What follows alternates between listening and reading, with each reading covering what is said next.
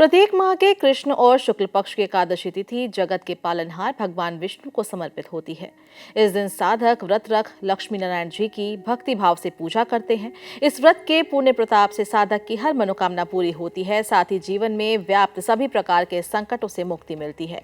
धार्मिक मत है कि एकादशी व्रत करने से साधक द्वारा जाने अनजाने में किए गए पाप नष्ट हो जाते हैं, साथ ही मृत्यु उपरांत साधक को उच्च लोक में स्थान मिलता है।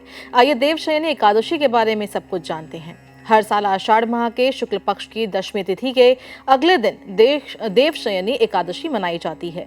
इस शुभ अवसर पर लक्ष्मी नारायण जी की विशेष पूजा की जाती है, साथ ही उनके निमित्त एकादशी का व्रत रखा जाता है। सनातन शास्त्रों में निहित है कि आषाढ़ माह के शुक्ल पक्ष की एकादशी तिथि से भगवान विष्णु क्षीर सागर में विश्राम करने चले जाते हैं। वहीं कार्तिक माह के शुक्ल पक्ष की एकादशी तिथि पर भगवान विष्णु जागृत होते हैं।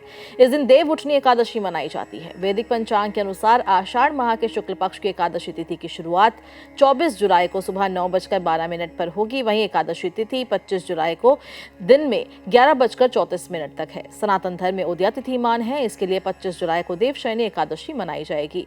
इस दिन से चतुर्मास शुरू होगा। जानकारों की माने तो तिथि गणना के चलते कई बार 2 दिन एकादशी मनाई जाती है। इनमें पहले दिन सामान्य जन एकादशी का व्रत रखते हैं, वहीं दूसरे दिन वैष्णव जन एकादशी का व्रत रखते हैं। इस साल 25 जुलाई को देवशयनी एकादशी मनाई जाएगी।